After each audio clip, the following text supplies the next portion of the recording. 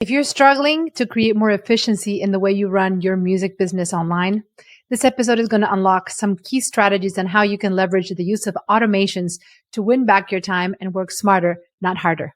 Let's dive in.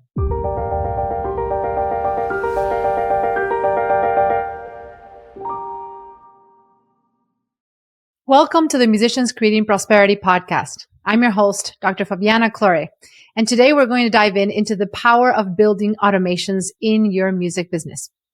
If you're anything like me, chances are you may not be that tech savvy as a musician entrepreneur. You may be very good at what you do, but the technology side of things may be overwhelming. You may feel that it's a lot of work, and you may actually be wondering if you can even do the job knowing what you know about your tech skills. Well, the good news is once you understand how to leverage technology and automations the smart way, you don't actually have to learn all the things. You don't have to become the tech savvy wizard expert, the pro that can manage all of the nuances and insights around technology. Instead, you just need to have an overarching understanding of what you can benefit from, how you can benefit from automation in your business, and then find the right platforms, tools, and ultimately right support to help implement your vision in your music business. So first, let's talk about what automation means, why you should be looking for it, why even if you're not that tech savvy, you may benefit from understanding the basics of automation and how you can implement efficiency in your business to create more time. Ultimately, that's the goal, right? You want to be able to run your business without it consuming every single energy you have. So why automation? Well, thankfully, we live in a time where a lot of the things that you receive online are actually powered by tools of automation. So let's talk about some of these. The first one is sales and marketing automation techniques. Why would you want to automate your sales and marketing? Well, because when it comes to building content and attracting people into your world, you cannot be doing everything manually every single time. You have to have systems that allow you to create leverage in the way you work so that you focus on building the systems and the rest works without you. I love this concept of autopilot, building your business on autopilot. When I started my first business, my brick and mortar music academy, for the first 5 years, I did everything in the business. I was in charge of all of the administration. My husband and I were working together. We were both co-founders of our school. And yet we didn't leverage automation nearly as much as what I do now. Why? Because fast forward now 13 years and looking at all of the additional elements that exist in technology, now running not just one business, but two businesses with my online business, everything that I build, I'm always thinking about how can I automate it. From the beginning of creating your systems, it's about developing that muscle memory, that brainstorming ability to be the founder of your business, not the doer in your business, to be the initiator, the visionary, the one that puts things into place, but then allows automations and systems to follow through. So when it comes to sales and marketing, one of the biggest concerns that I see musicians struggle with is this notion that you need to be creating content all day long and posting things and just building things all the time and living on social media. People see me sometimes and think, Fabiana, how do you do it all? You're online every day. I see you everywhere. How do you manage everything you do in your life and your family, etc.? And the good news is I don't do everything myself. And this is what I want to talk to you about, because when you start developing the muscle of I can actually create things ahead of time, schedule it out, use systems, efficiencies, and team, then you realize you don't have to be superwoman or superman. You can actually build automation. So when it comes to building your marketing automations, let's talk about how you can do this. Well, when you build an online business, your content is your storefront. So there is no way you can avoid being a content creator. Now, the good news is it doesn't have to become a burden if you develop the smart systems. So one of the ways you can automate your marketing is by understanding how to pre-record content, batch record your content ahead of time, and then schedule that content to be automatically posted with a scheduler such as Later, Hootsuite. There's so many schedulers that you can now preload with your content, StreamYard. All of these schedulers are available for you to record your content at once. You can sit down and batch record for 1 hour or 2 hours, and then you can schedule those out so that you don't have to be the one manually posting them every single day. Now, if there needs to be editing involved and things like that, there are ways where you can even automate that. Like the platform that I'm using to record this podcast is called riverside.fm. And believe it or not, it has AI built into it where you can record your content and then you can automatically extract the nuggets, the best portions of your video simply by using the AI powered automation systems that are already included in the platform. So no longer do you actually need to send your videos and have someone manually edit them. You can actually leverage AI tools, and I'm sure there's many more, to actually edit the best clips to be able to use those for short form content like reels, etc., that you may want to consider, So looking at marketing, can you build a system in your schedule where you create content maybe 1 or 2 hours a week and you batch record your content, right? Of course, there's a lot of nuance in how to record your content, but that's a different topic. I digress. I don't want to get off topic from today's podcast. But the point is, if you can plan your time during your week and ensure that you're only spending time on the things that really require your voice, your lens, your camera time, your microphone time, everything else you can look for tools. You can automate things. You can find the systems to delegate these things so they don't have to take your energy away. You see, the more time you're spending as an entrepreneur trying to learn these technical things, the less time you're actually spending behind the microphone, talking to people and engaging with your audience.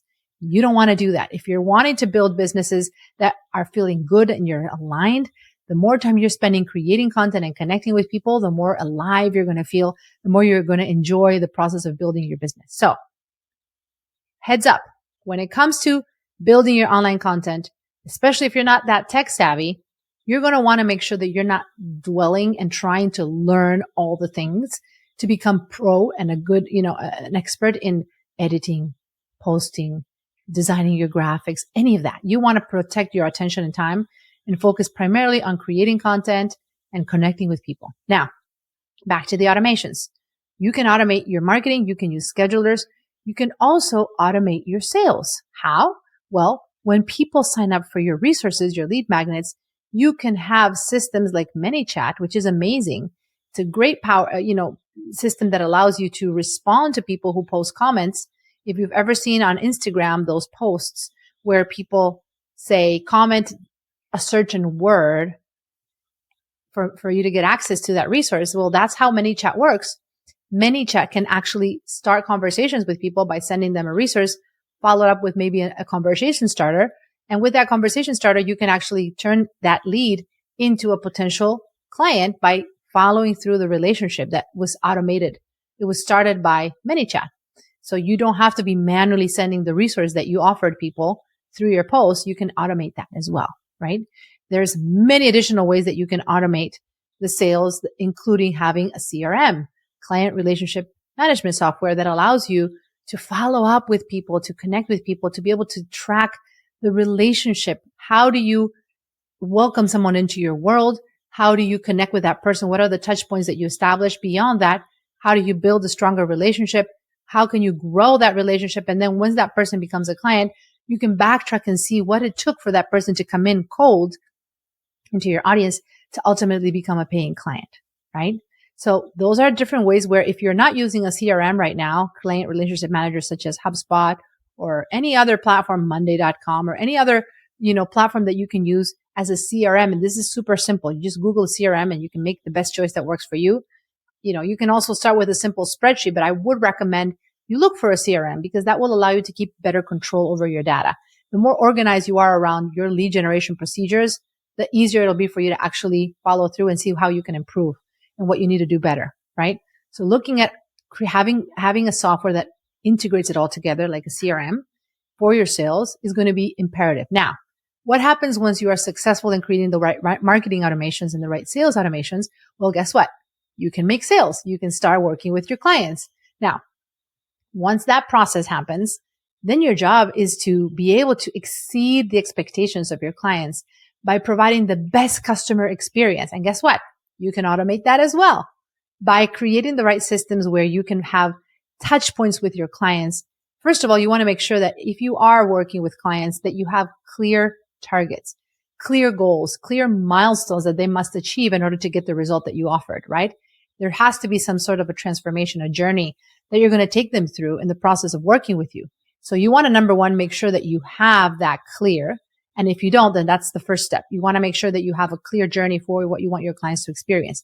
But beyond that, Then the next step is how can you automate the touch points, the check-ins, and find ways to make sure that as your clients go through your program, that there are systems in place to ensure that there's quality control, quality experience, and that you're seeing what needs to happen and how you can improve. So how do you do that? Well, you can automate touch points in the delivery of your program as well. Think about what are those maybe 3 to 5 milestones in the first 30 to 90 days, depending on how long your program is, that you want to automate so that you can send messages to your clients and check in and see how is their experience so far? How do they feel?